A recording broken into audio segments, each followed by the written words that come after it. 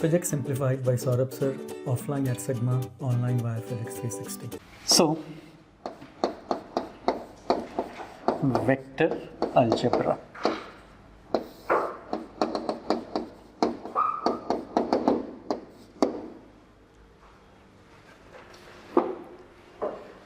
First, we'll discuss how we add vector, addition of vectors. And in this addition, we have two broad methods. One, graphical method. Two, analytical method.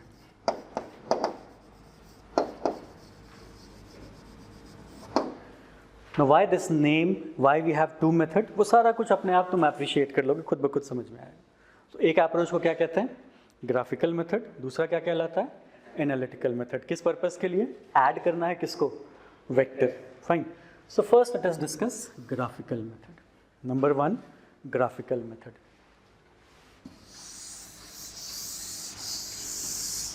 Right, number one, graphical method. Now, in graphical method, we have three laws. A, law of triangles.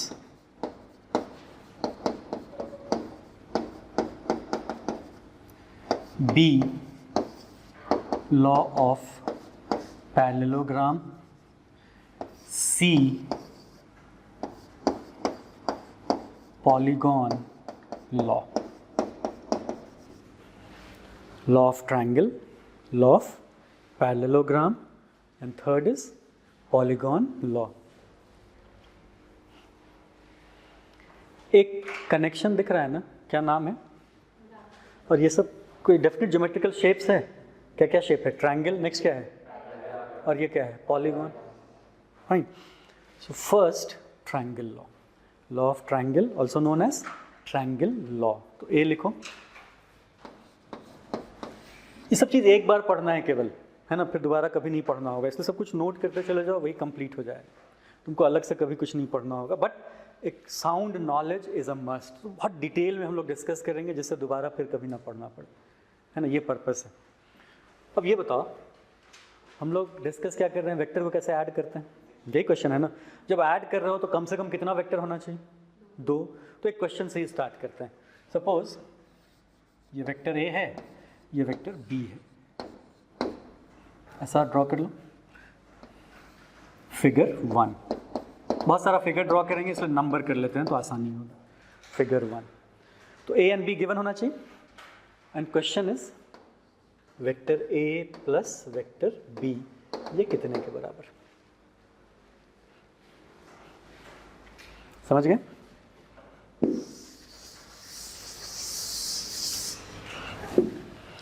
तो a plus B कितने के बराबर है? तो ऐसा करते हैं, let us से डॉट 1 मीन्स फर्स्ट वेक्टर है, और ये कौन सा वेक्टर है? Second vector. The way you have written it. Fine. First vector and second vector. Operational part step wise लिख लेते हैं. स्टेप 1. स्टेप 1,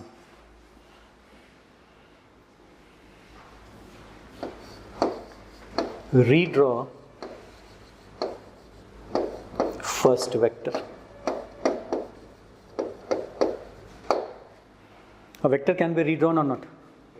लेकिन कैसे वेक्टर से डील कर रहे होगे? फ्री वेक्टर है ना. तो ट्रायंगल लॉ किसके लिए अप्लाई करते हैं? फ्री वेक्टर के लिए. फाइन. सो रीड्रॉ फर्स्ट वेक्टर. तो रीड्रॉ कहाँ से कर सकते हैं? Any point. ऐसा करते हैं, उस स्टेप को इंप्लीमेंट भी कर लेते हैं वहीं नीचे. तो रीड्रॉ ऐसा कर दो, वेक्टर ए रीड्रॉ कर दो. दिस इज वेक्टर ए. इसका टेल और हेड ऐसा केवल मार्क कर लेते हैं. ये 2 पॉइंट हो गए. डन. स्टेप 1 इज ओवर और नॉट? स्टेप 2. स्टेप 1 में there was no restriction whatsoever. तुम जहां से चाहो वहां से ड्रॉ कर सकते हो फर्स्ट वेक्टर को. स्टेप 2 में देखो क्या हो रहा है. Redraw second vector from head of first vector. Redraw, right?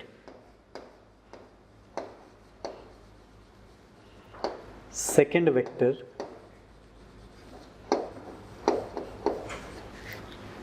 From where, head of first, head of first vector, ठीक है, clear. Redraw second vector from head of first. अब इसको तुम इंप्लीमेंट करोगे तो let me do it here. Step के नीचे तुम ड्रॉ कर लो डायग्राम। वेक्टर बी कहाँ से रीड्रॉ करना है? तो दो वेक्टर के लिए पैरेलल लाइन होगा ना, तो ये ए है ये B. Done, step 2 is over. Difference समझ में आ गया स्टेप 1 स्टेप 2 में? क्या स्टेप 1 में फर्स्ट वेक्टर कहाँ से रीड्रॉ कर सकते हो, और लेकिन सेकेंड को कहाँ से रीड्रॉ करना है? फर्स्ट के हेड से, है ना। You are left with what? किसका टेल और किसका हेड? फर्स्ट का टेल, फर्स्ट का टेल और सेकेंड का हेड, यही बचा हुआ है ना। Step 3, sum vector, sum, but ज़्यादा करेक्ट होता है वेक्टर अलजेब्रा में, ब्रैकेट में लिख दे रहे हैं, बट आगे हम लोग वही वर्ड यूज करेंगे। We use term resultant vector. क्या वर्ड यूज करते हैं? रिजल्टेंट, है ना, resultant of A and B. So sum vector is, sum vector और resultant vector is from tail of first to head of second. Resultant is from tail of first to head of second, tail of first to head of second. Implement that step, खुद से implement करो।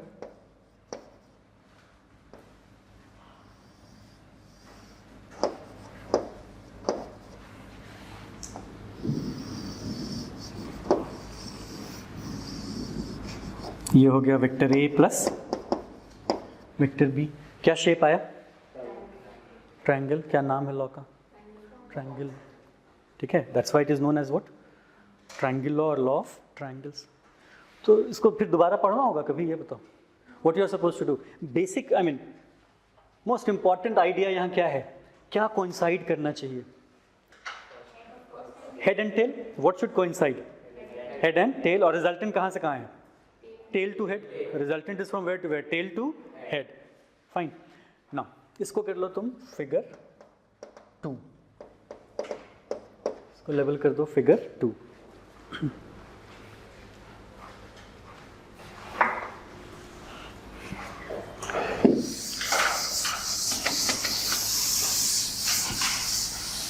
Now let me change this question. Now problem is find out vector B. तुम उसी को refer करो, same figure 1 को ही, फिर से मत ड्रॉ करो। क्वेश्चन लिख लो, बी प्लस ए, ब्रैकेट में कर दो given in figure 1। Question figure 1 draw किया हुआ हो ना, तो बी प्लस ए निकालना है, बट कहाँ पे है वो वेक्टर बी और ए? किस फिगर में गिवन है? 1 में। तो अब पहले वेक्टर का रोल कौन प्ले कर रहा है? बी। देखो कैसा डायग्राम आएगा, खुद ड्रॉ करो, डू इट योरसेल्फ।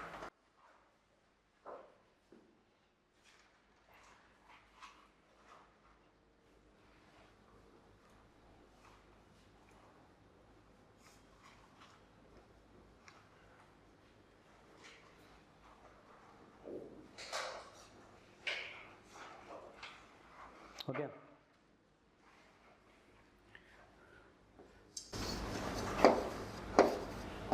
कितना लोग ऐसा ड्रॉ किया है कॉपी में? खुद चेक करो।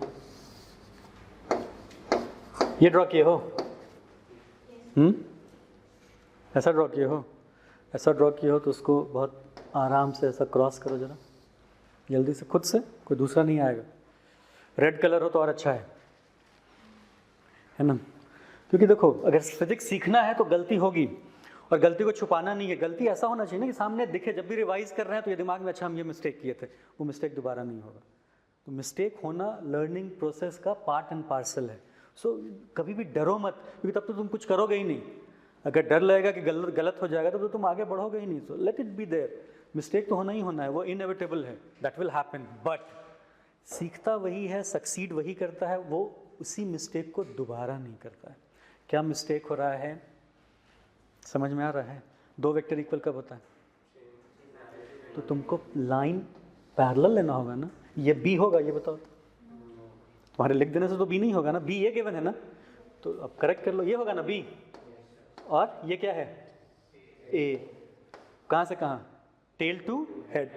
करेक्ट डायग्राम ड्रॉ कर लो, जो लोग सही ड्रॉ किए हो वेल एंड गुड, जो लोग गलत किए थे ड्रॉ कर लो जल्दी से। मिस्टेक समझ में आ गया? तुम हरी में क्या किए, एक्चुअल में जो ए था उसको क्या लिख दिए, बी लिख दिए, वो गलत हो गया ना। दो वेक्टर इक्वल कब होता है, डायरेक्शन क्या होना चाहिए, सेम होना चाहिए। This is figure 3,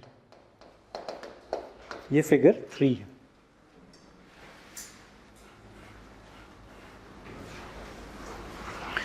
now figure 2 first vector कौन था, ए, कौन था, B. Now these two diagrams look different और नॉट, इट मीन्स कि कौन सा फर्स्ट वेक्टर है उससे आंसर क्या हो रहा है, चेंज हो रहा है। Let us do one thing, ऐसा लिखो पहले, from figure 2 and figure 3 it seems, from figure 2 and figure 3 it seems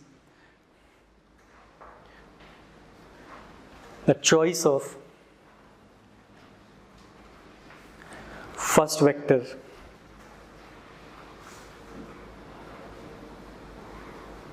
क्या कर रहा है, चॉइस ऑफ फर्स्ट वेक्टर से क्या हो रहा है, choice of first vector changes what, resultant, choice of first vector changes resultant, isn't it? यही कंक्लूड करेंगे ना, दोनों फिगर डिफरेंट आ रहा है, इसका मतलब क्या हो रहा है, जो रिजल्टेंट आ रहा है वो डिफरेंट है। To verify, let us do one thing. Draw figure 2 again. थोड़ा बड़ा ड्रॉ कर लेना, फिगर 2 फिर से ड्रॉ करो तो अलग से, A, B, this is C, this is A plus B, sorry. ये हो गया figure 2, done. Now in figure 3 तुम फर्स्ट वेक्टर किसको माने थे, B को। फर्स्ट वेक्टर कहाँ से रीड्रॉ कर सकते हैं, पर्टिकुलर पॉइंट या any point. Let us redraw, हम डिफरेंट कलर यूज़ कर ले रहे हैं, तुम अगर डिफरेंट कलर नहीं है तो डॉटेड लाइन यूज़ कर लो। तो बी वेक्टर को यहाँ से रीड्रॉ कर लेते हैं, ये वेक्टर बी हो गया, और इसके हेड से किसको ड्रॉ करेंगे, ए को। और ऊपर वाले ट्रायंगल से रिजल्टेंट क्या आया बताओ, बी प्लस ए है। क्या दोनों डिफरेंट है या आइडेंटिकल है, आइडेंटिकल है ना, क्यों, because this A and this A must be same और not, would would B and B same. दो वेक्टर इक्वल कब होता है, same length and same direction. तो ये शेप क्या है, parallelogram, shape is parallelogram, and what we mark this as figure 4, figure 4।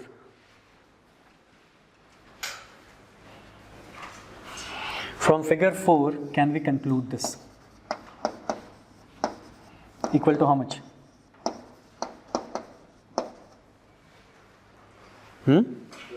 A plus B is equal to how much? And इसका कोई नाम है, एसोसिएटिव लॉ, कम्यूटेटिव लॉ, कुछ याद आता है?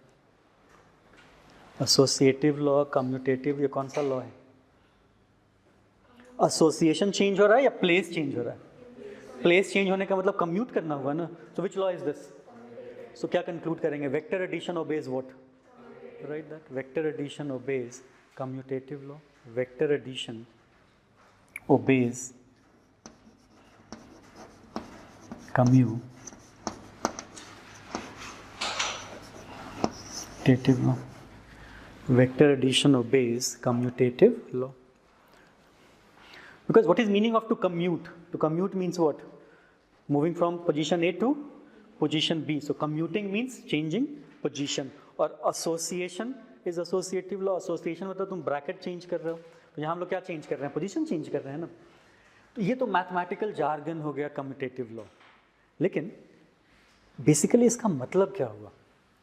तुम अभी जस्ट पहले इस फिगर के पहले कुछ लिखे थे, देखो तो, choice of first vector changes resultant, ऐसा कुछ लिखे थे ना। अब इस डायग्राम से क्या समझ में आता है, out of these two which vector can be taken as first vector, particular और any one? Does choice of first vector changes resultant? Never. So क्या कंक्लूड कर लें, commutative law means what, we can take any vector as first vector, ऐसा लिख दो, we can take any vector as first vector. we can take any vector as first vector.